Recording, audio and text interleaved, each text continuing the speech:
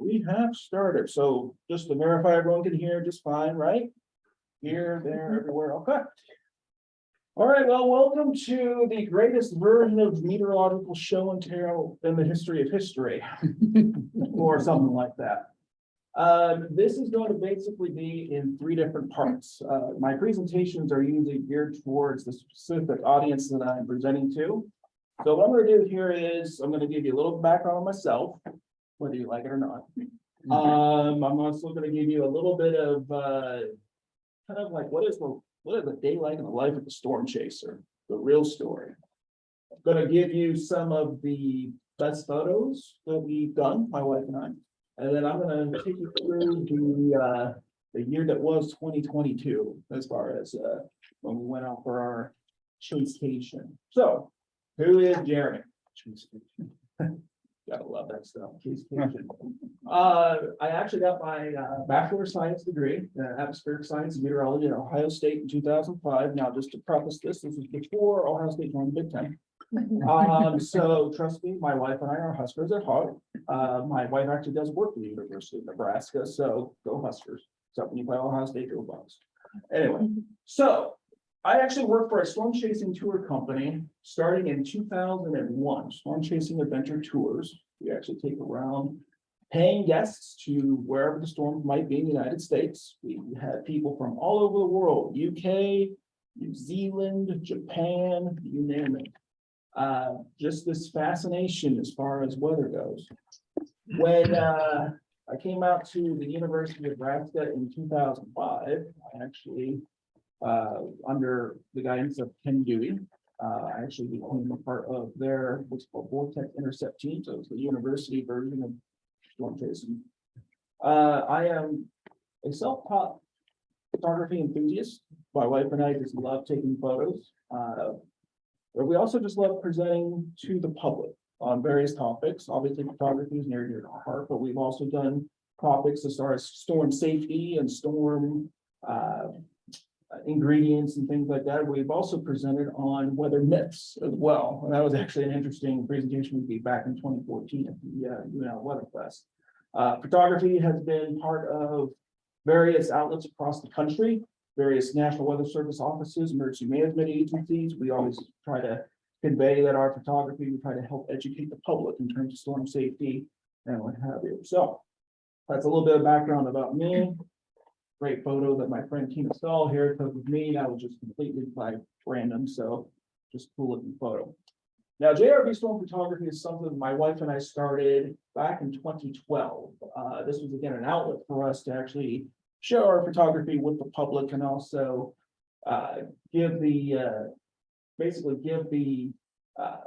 share our passion really as far as storm photography and weather safety and everything. And we've actually had we're very fortunate to be given the opportunities presented to various entities across the country, not only here locally as far as the UNL Weather Fest, but we've been invited to various conferences, we're affiliated with the American Meteorological Society and different agencies and conferences. So it's been really an interesting journey in that 10 years. And really, it's only been really the last few years we've really been starting to gain some traction. So, but it all started somewhere. That tall drink of water back in May of 2001. That was actually my first storm chase.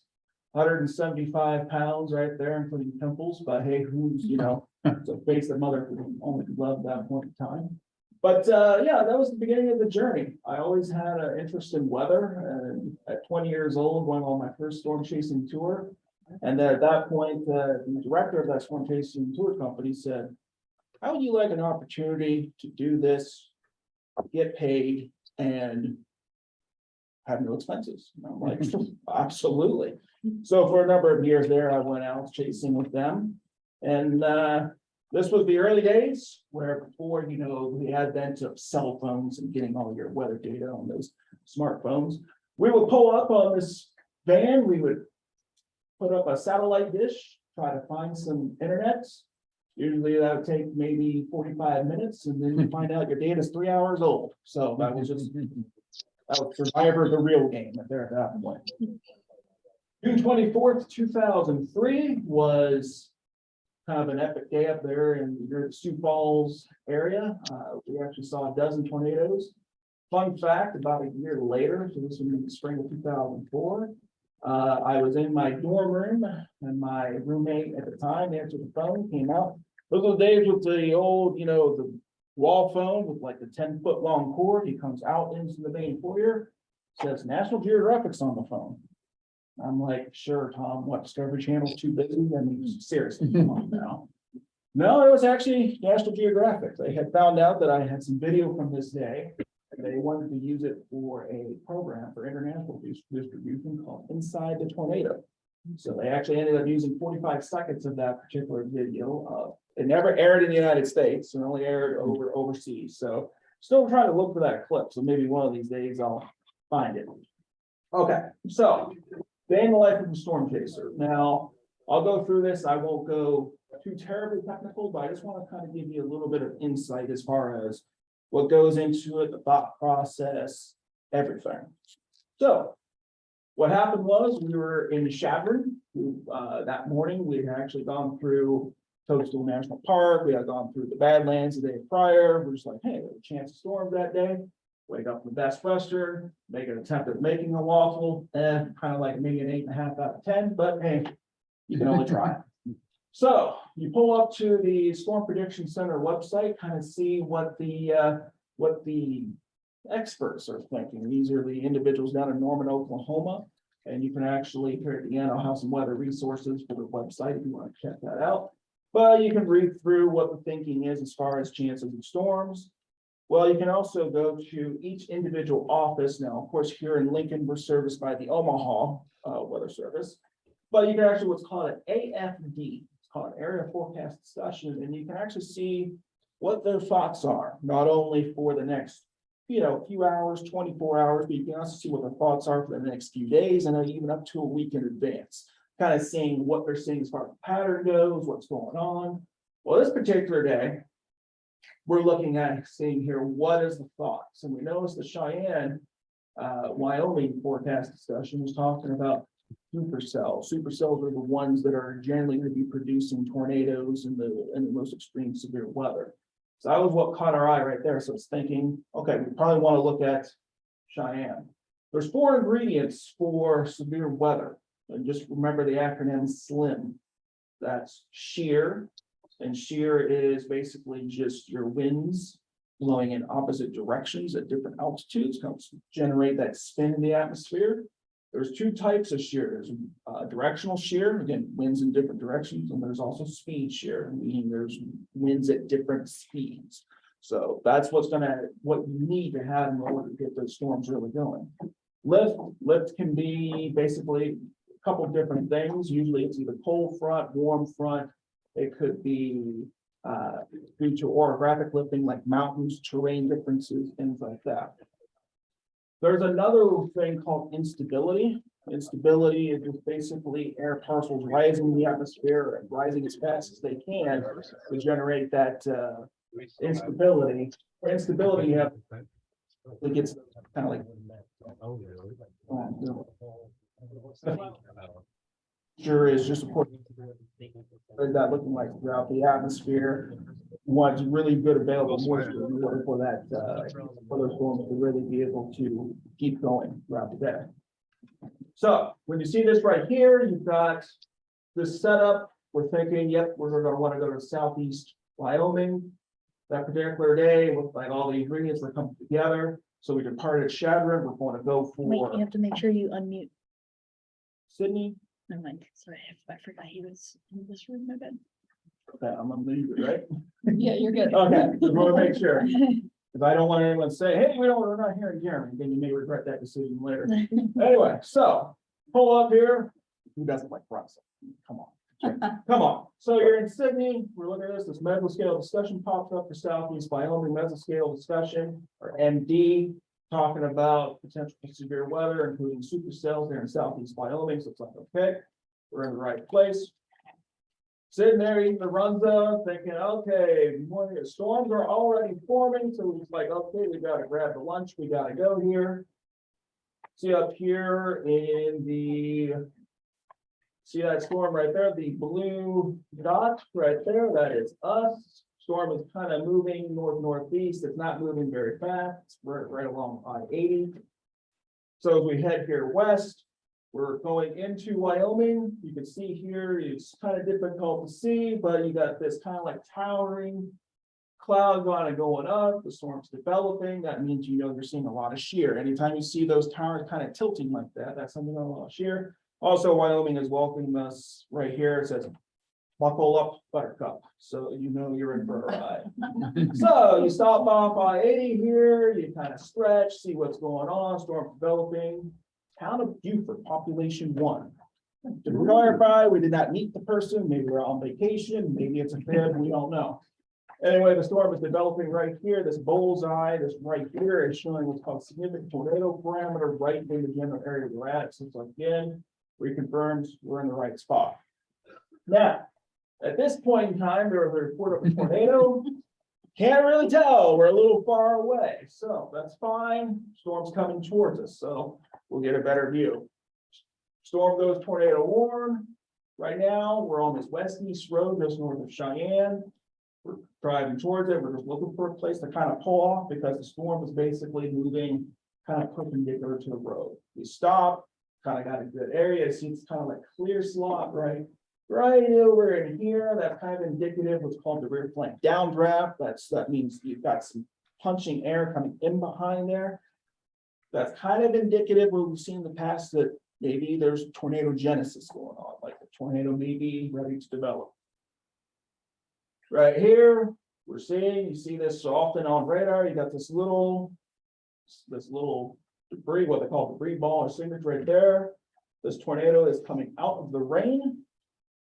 Pretty soon we'll get a little bit better view. Here's a wide angle of this particular storm. You got what's called right over here, new wall cloud kind of developing northeast. You got this area and the tornado right there. Main area. Tornado has now reached the mature stage. It's about to go behind this farmhouse. It does not hit the farmhouse. Thank goodness. 3:34 p.m. local time, fully condensed tornado on the ground. You can see right here as it's about to move behind. This is why telephoto lenses were invented, because you can be far enough away. This is actually 2 miles. I've got one small chance here. I zoom in, take the picture, and this particular photo was actually in 2018 voted top 12 in the world by a company called Adorama Pix. There's a subsidiary company at that point, Adorama Pix, now known as Brittany. We actually submitted this photo and they named it somehow, someway, top 12 images in the world for 2018. So fun factoid right there. And then a few seconds later, the homage to the Wizard of Oz right there, still probably the most accurate tornado ever done on film. I mean, trust me, if you've seen Twister and some of those other ones, it's like, wow. Anyway, right here, you got this nice rope out stage again. Nothing was hit right there. Thank goodness. We do not want to see that. Kind of weird. Little star right here is where our location was. That tornado actually moved northeast to southwest, which is unusual. Usually most tornadoes will move southwest to northeast. So that's actually kind of interesting that it did that. 407-mile drive. We went from Shattering all the way down to town North Sydney, west on 80, just west of Cheyenne, up back around to end up in Scottsbluff, 53 miles from where we started, but we went 407. Welcome to the world of storm chasing. All right. Now we move into kind of like the second portion of the presentation, kind of showing you here some different storms. Again, using from photography techniques, using what light you have available to get the best pictures. So this is again kind of like show and tell. Kind of have this structure sunset. See this a lot, called shell cloud. Means usually indicative of some pretty high winds. There's usually no tornado threat with this, but just kind of pretty to look at. You get that midnight blue thing going on. There it is, kind of getting closer and closer to us. Again, skies look turbulent. Again, no tornado threat. But basically at this point, our temperature dropped from 85 degrees to 62, like that. Fremont, Nebraska, June 11, 2018. Very, very lucky that there was no tornado here. This, you could tell, was spinning like a top. You can just see it here in the photo.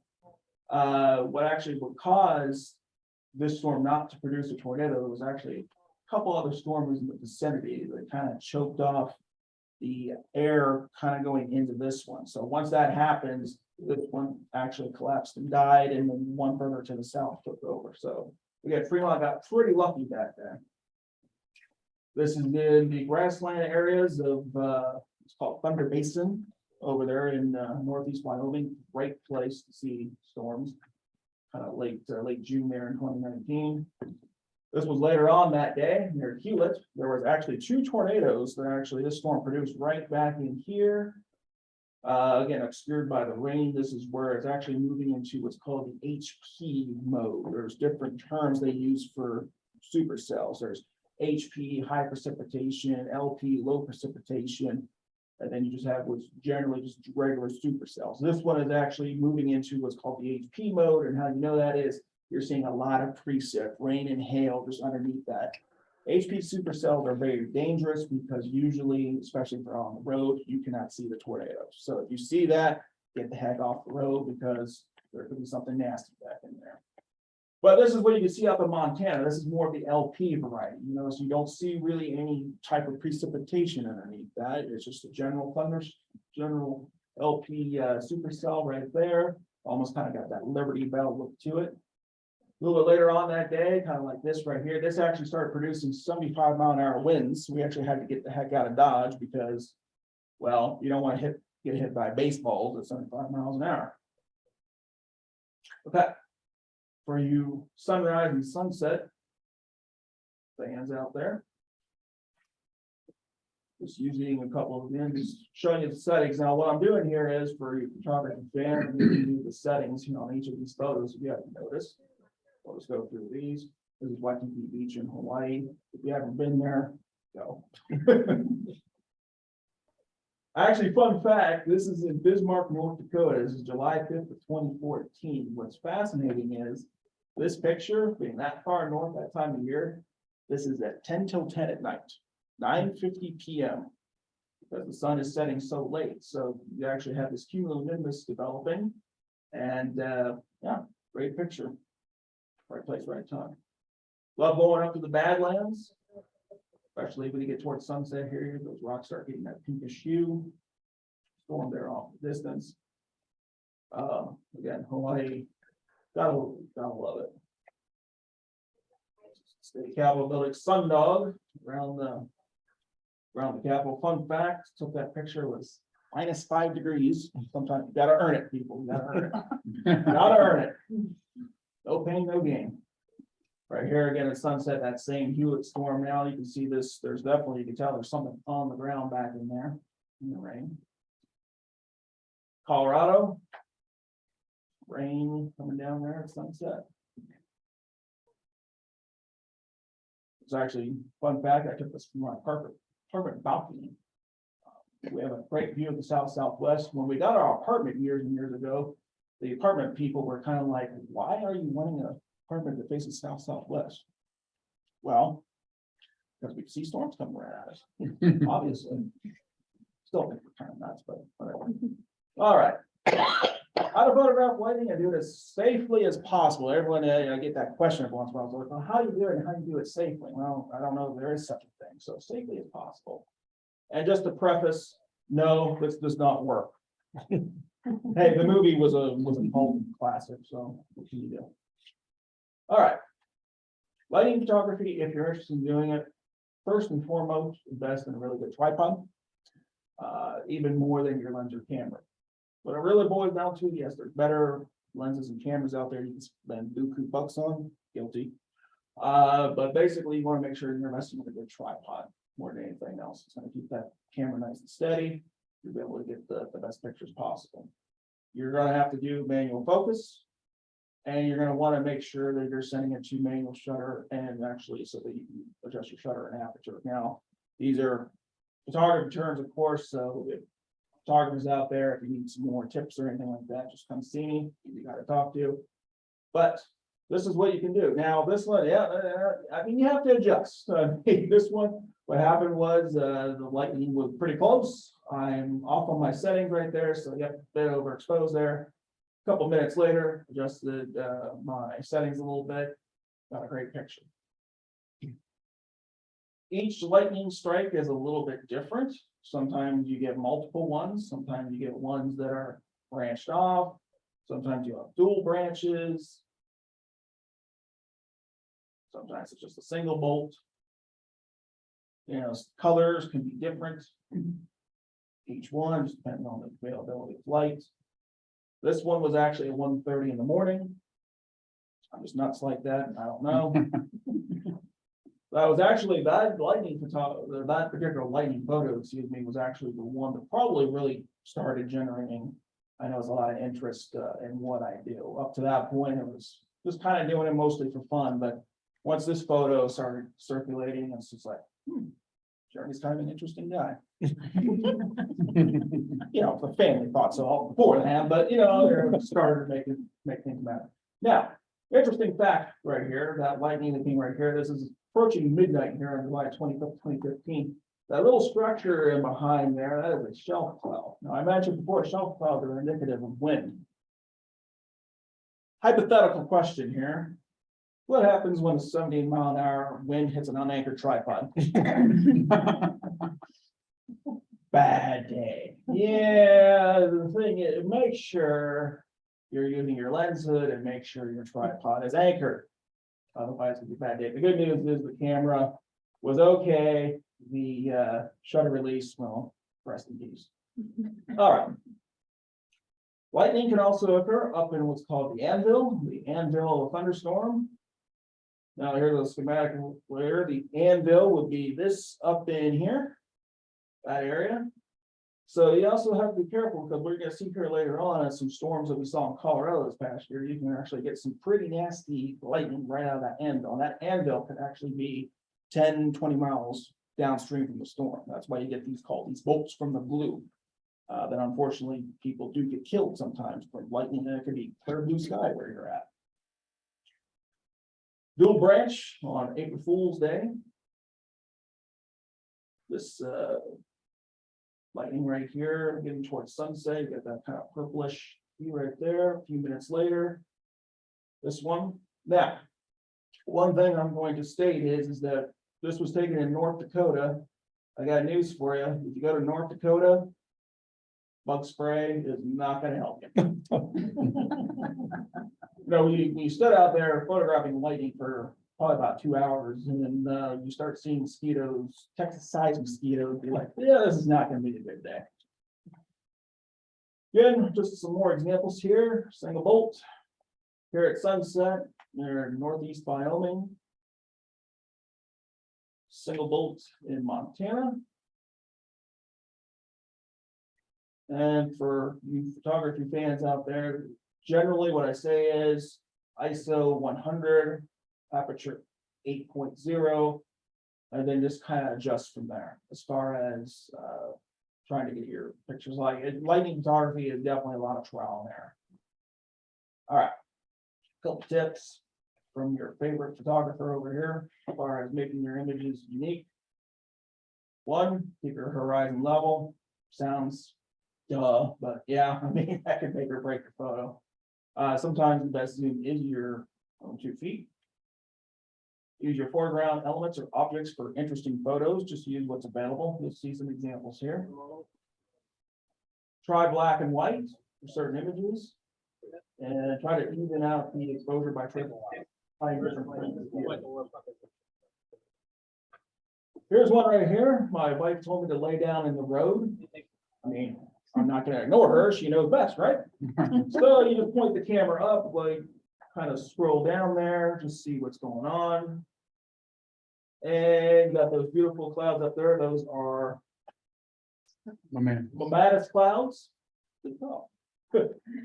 See those? Some people actually report those as tornadoes or funnel clouds. Nope, they're just basically just those little bubbly clouds underneath the anvil.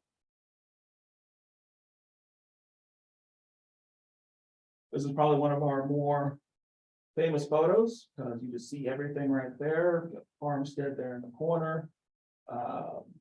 Rainbow, rain shaft. I mean, seriously, that just screams Nebraska.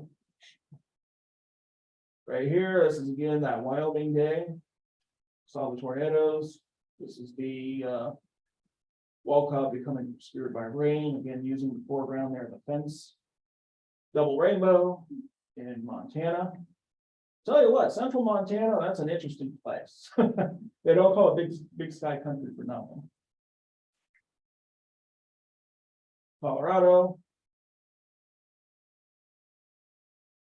Sometimes use a person, you know, kind of an interesting little perspective. This is one of my favorite photos of all time. This is a shelf cloud approaching that little farmstead there. We just kind of pulled off, put the red barn in the corner, and there you go. This was a very dash and go. The storm is moving at 70, so well, you take what you can get and go.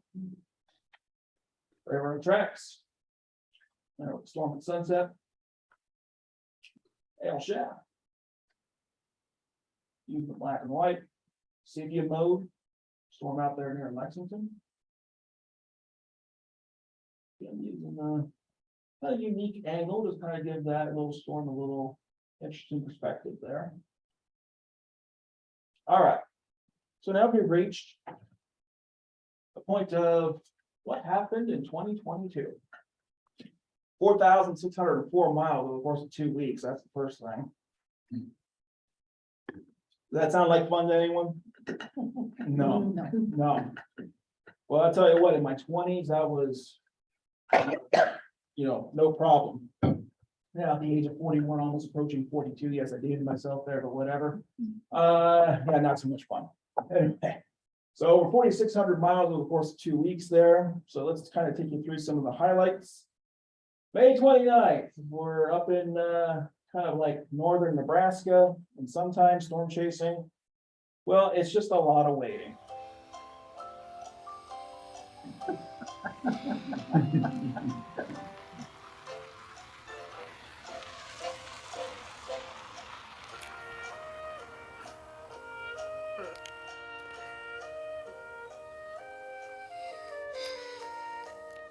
Trust me, it's not as fun as it looks on television.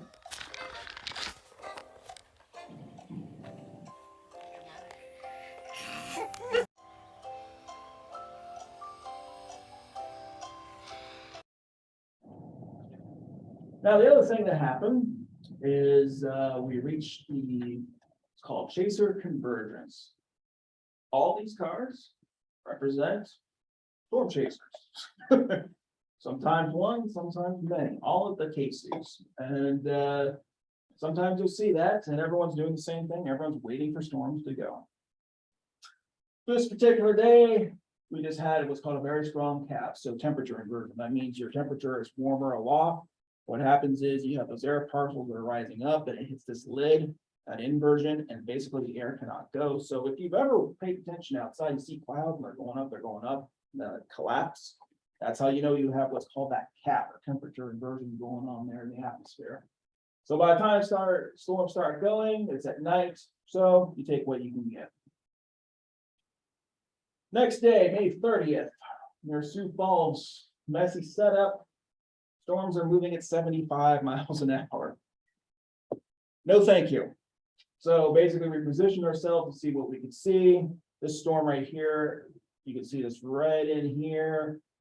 This is a wall cloud developing. It was eventually, supposedly from the storm reports, it ended up producing a tornado, but basically this day was officially for the dogs. But we did get some pretty lightning there at night down towards Salina as we set ourselves up for the next day in Oklahoma.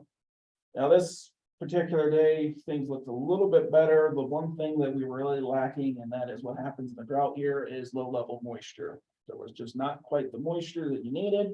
So storms were going to start, they were going to look okay for a little bit, but basically because they don't have that constant engine to keep them going, well, it's going to start falling apart and they're going to start looking raggedy. We positioned ourselves pretty well. Usually, if the best view to see anything is going to be the southeast because you're looking up into this clear area up in here. And that's what this is indicative right here. Stuff is lowering.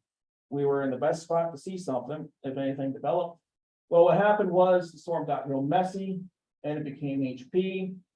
You want to drive into that? No, that is probably 3 to 4 inch hail coming down in that mid area right in here. And yeah, that's a bad day for your windshield. So June 3rd, we ended up going back.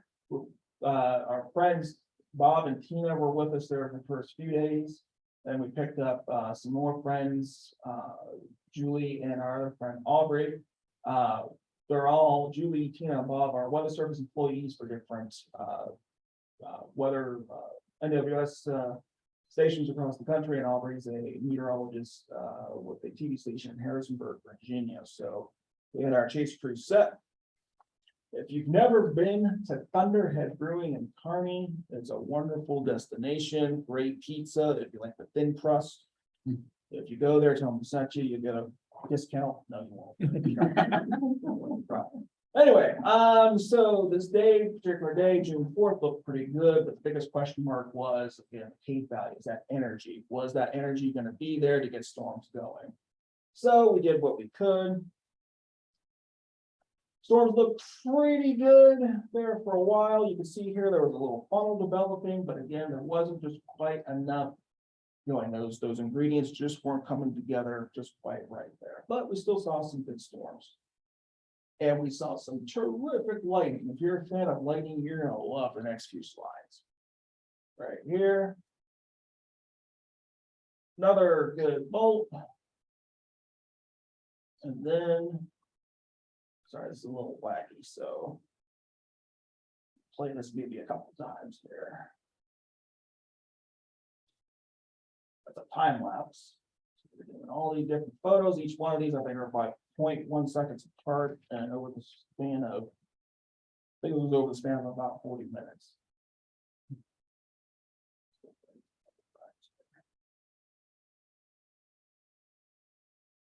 So yeah, just a really good night.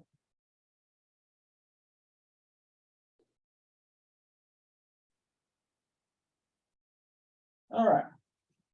Next day, June 5th, Kansas. Everyone loves Kansas. Oz Brewing in Phillipsburg, Kansas, and you love good barbecue. And well, if you want to go see what happened to Wicked Witch, go to Oz Brewing there in Phillipsburg. Atwood, Kansas, June 5th. This is up in the northwest part of Kansas. Issue again with this day, again, drought year, low level moisture, not quite there. Again, storms were definitely rotating, but we just didn't have quite the low level moisture we needed for tornadoes. Again, what happens is that when you have lack of moisture, it becomes outflow dominant. And this is indicative of this shelf cloud right here coming right at us. But it does make for some pretty looking photos. Do a little bit of a panorama here. You can see that all that rain and hail back in there. Drive a little bit further. Again, just trying to get some photo ops. Supercell starts getting a little bit more organized, but again, not quite for tornadoes. But again, makes for good looking photos. Stopped again. Storm there in the foreground. Storm there. June 6th ended up being a call structure day. We knew that the parameters were just going to be right. Blue dot is us right here. Storm is moving south-southeast at about 20. Gave us plenty of time to set up and watch this thing come right at us. One thing you're going to notice compared to the other ones, you're going to see all these striations up in here. That's how you know the storm is rotating. You're going to see a better example of that here in a second. Here it is as the storm is moving towards us. And then if this works, fingers crossed. Now this is about 2 minutes long, so take a drink of water and let you.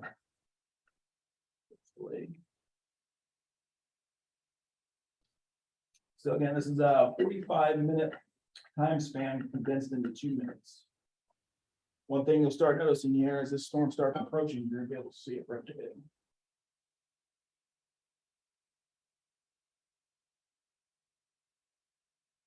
And we're on a west-east road, so we've got a road to our east that's north-south, so we're in a good spot. But we need to bail. Yeah, you can see it, you know, you can start seeing a little bit better. Sorry, it's gonna get a little choppy here.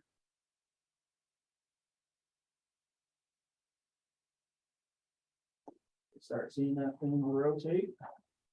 You know, it's up over in here, you know, it's the air is being sucked in. So it's trying.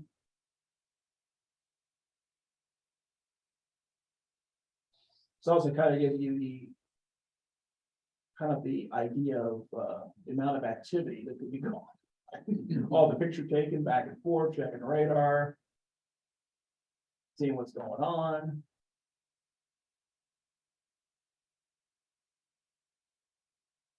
Photos, photos, photos. It's getting closer and closer.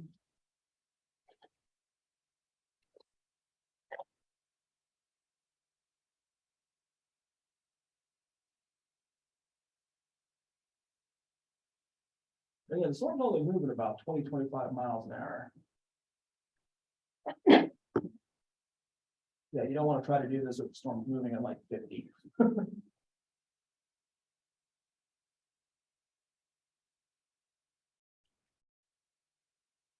So the next day, June 7th, an electrifying night in Colorado. 2 storms. We've positioned ourselves pretty well. Both storms are moving south-southeast in about 20, maybe 25 miles an hour. So we're able to see both of these. This one right here, again, so close. You can see this wall cloud back in here. It looked like there might have been a chance it was trying to produce a tornado. Couldn't really get a good visual on it. This one right here, again, you can see here this lower cloud base right in here. It looks like it was trying, but again, just a little too much obscured by rain. Get a good view here of this updraft of this particular storm. So again, it was a pretty interesting situation there. Now, here's a little foreshadowing for you. This is a map, and all these dots that you see on this particular image is a lightning strike.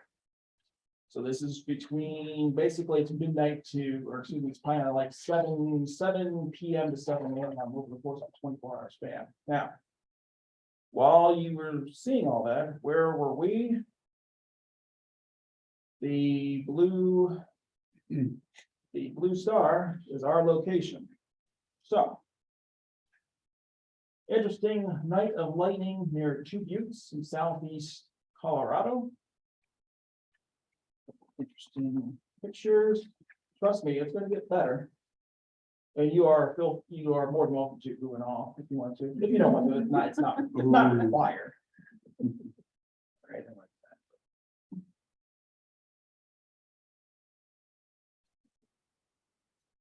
okay. Couple right there. Yeah. Let's set the table. June 7th, 2022, 8:52 p.m. Patience, persistence, and perseverance. 3 key things I've always tried to practice as far as my success in life, whether it be professional or personal, those 3 things. I've always wanted to have the lightning shot that would be what some photographers will call the National Geographic shot. One that makes everyone say, whoa.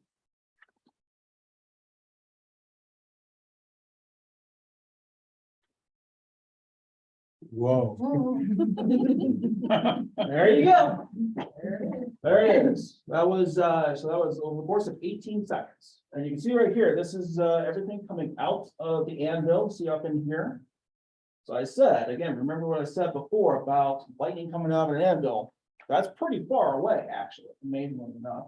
I would say at this point that lightning is probably about 10 miles away. But again, a lot of the light that comes out of an anvil, it's very, very, very deadly. So thank goodness we were at a good spot. And also to mention, I have a wireless shutter release that I can actually control the camera up to 300 feet away. So again, we're in the car, we're safe as can be, all that. But I will say that I did a little dance when I saw that photo. it wasn't a pretty image to see, but you know. That's fine. Some more right here from that storm, again, out of the anvil. So this will go a heck of a night for lightning.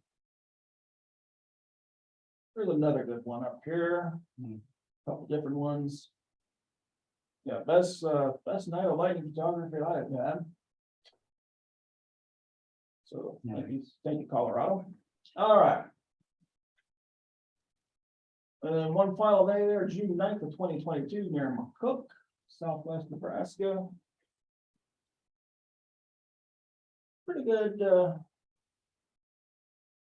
I mean, we did the best that we could with the conditions that were there. I had zero expectations going into this 2-week time frame. So I'm really pleased with what we ended up seeing. Again, just the a drought year, lack of low level moisture. Not too bad. See that little rainbow. Nice. Yeah. Again, you take what nature gives you. Looks like crep land, native grasses. This is probably about 10 miles northwest of McCook. I think those roads haven't seen life in years. And then we get towards sunset there. I'm getting out towards nightfall. Very cool. Another okay.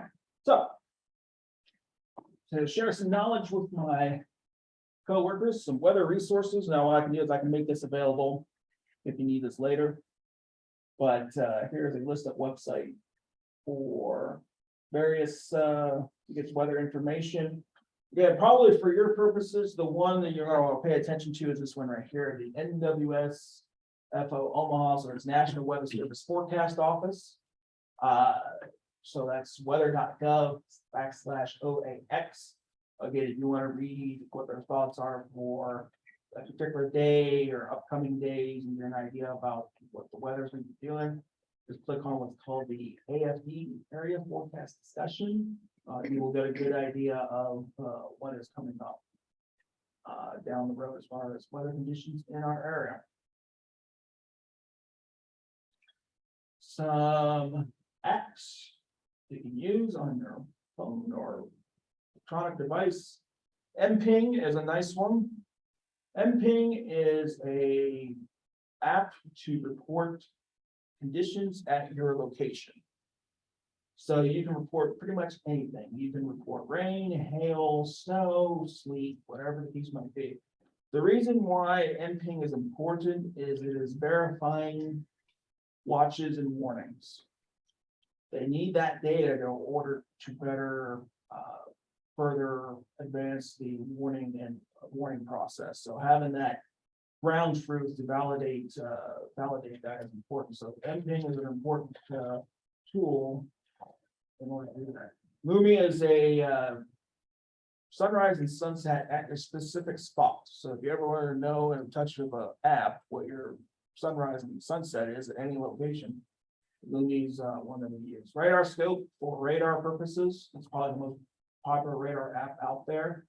And there's a couple other ones right there. So if you need any recommendations or need further information on that, please feel free to speak to me.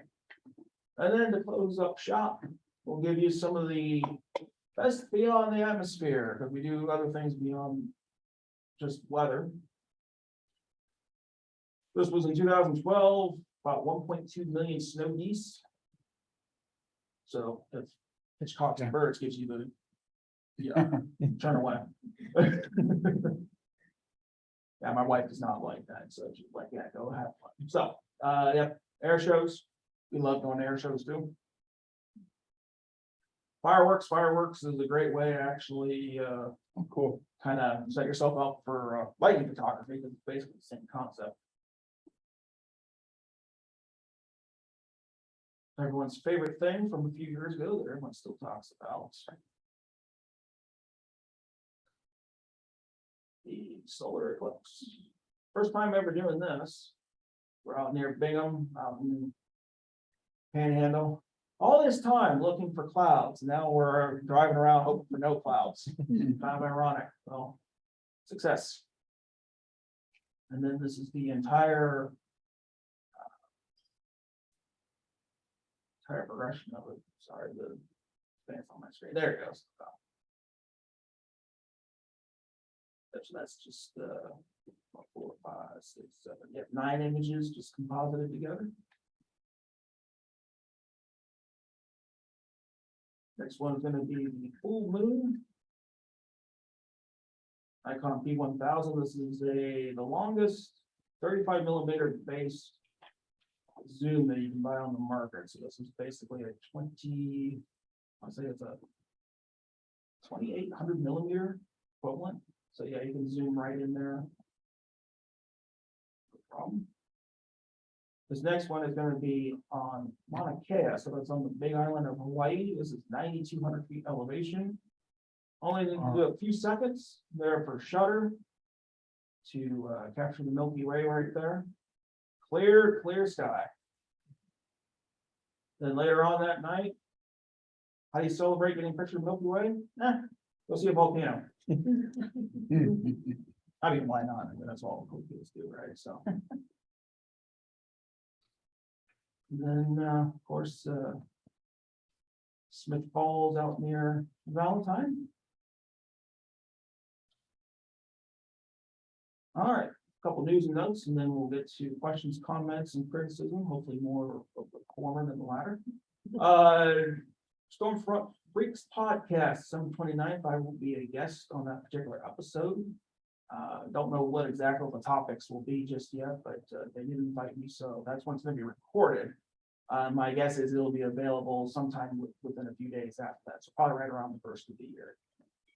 If you're interested, we do have a weather calendar that is now available, so if you want to look into that, please contact me. And we will have a pop-up art show in the spring sometime, so I'll send on the details if you're interested, just showing some of our landscape and weather photography if you're interested.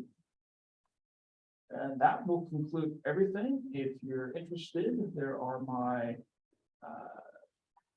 links right there for different outlets, social media and such. If you want to contact me privately, there's my Gmail. You feel free to do so. Otherwise, thank you very much for listening to this and sitting through the world's greatest meteorological show.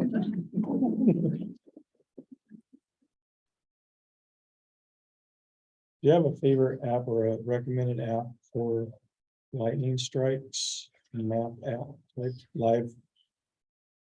I will have to ask my friend Tina that because she was using that pretty well on her on the Chase.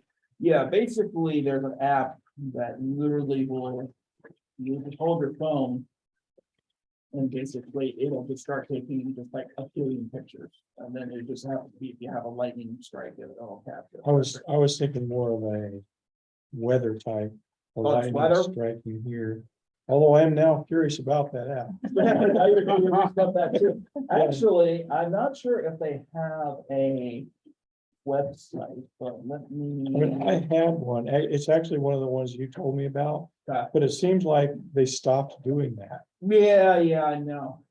The one as far as lighting detection that I have actually found the best is that one down at the bottom, the live lightning detection.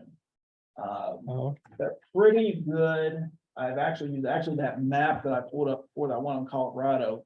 They archive it as well.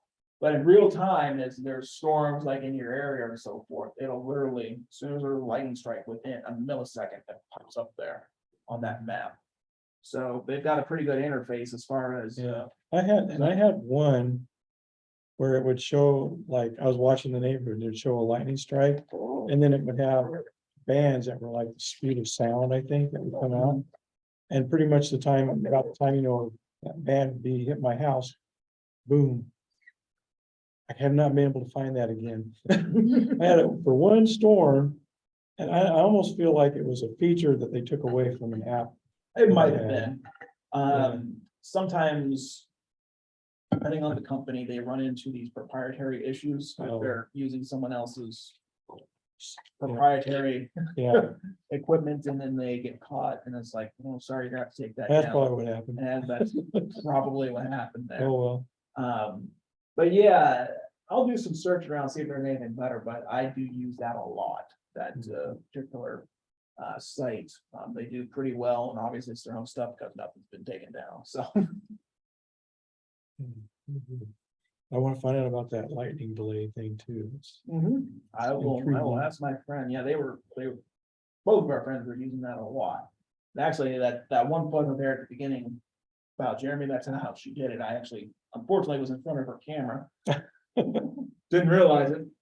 And I was like, and then she sent it to me and be like, use this in your presentation. So it's like, done deal. Done deal. Anything else? Oh, it's very interesting. Yeah, it's fun. It's, you know, everyone has, it's like, do you ever get scared? Or do you ever, going out there? And I said, I'd be scared if I wasn't scared, at least some point, because,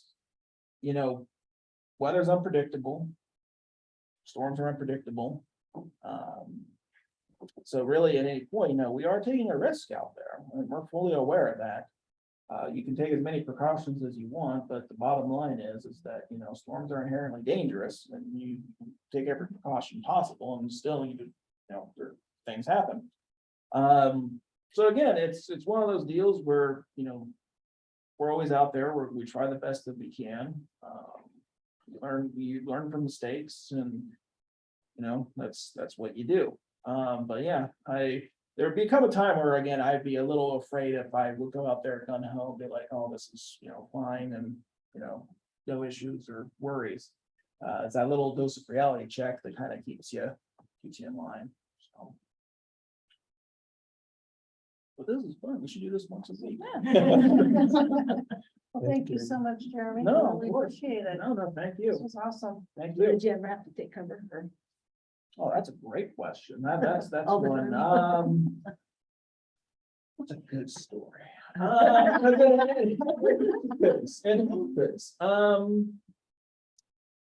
May 29th, 2001. And again, this is so weird. My wife was like, how do you remember those dates just like that? You're so weird. She loves me. May 29th, 2001. Number one rule in life, while traveling, storm chasing, you name it, keep the gas tank full.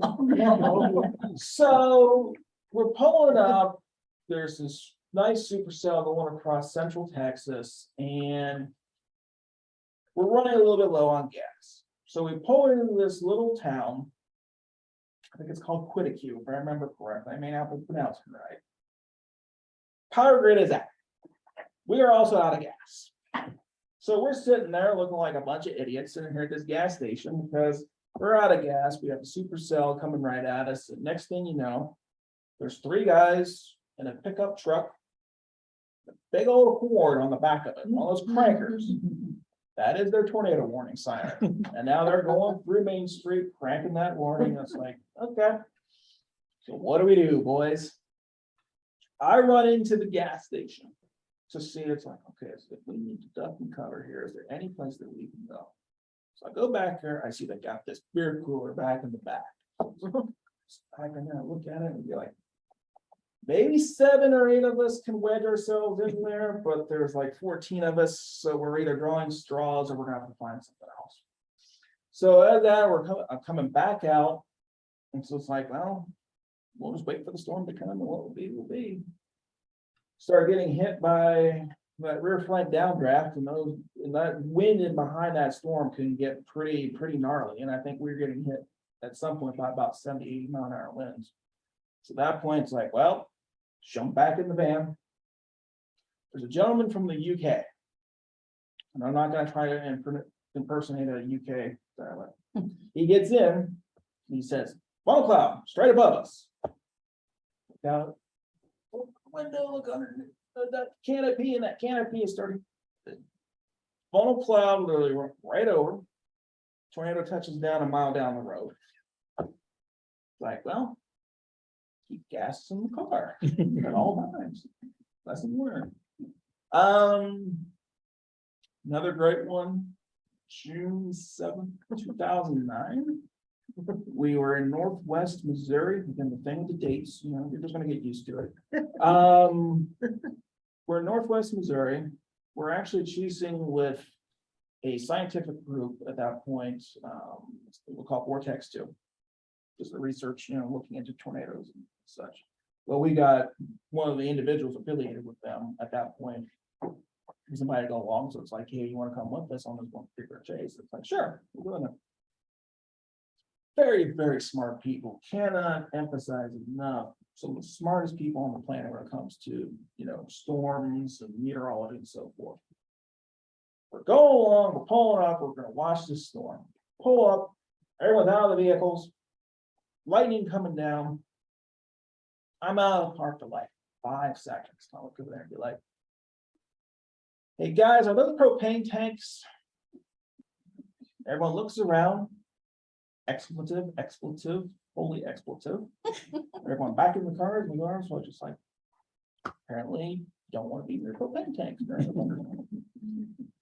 So there's another great one. I'm sure there's some other stories too, but those are two that come to mind right off the bat. So, hey, live and let learn, right? So.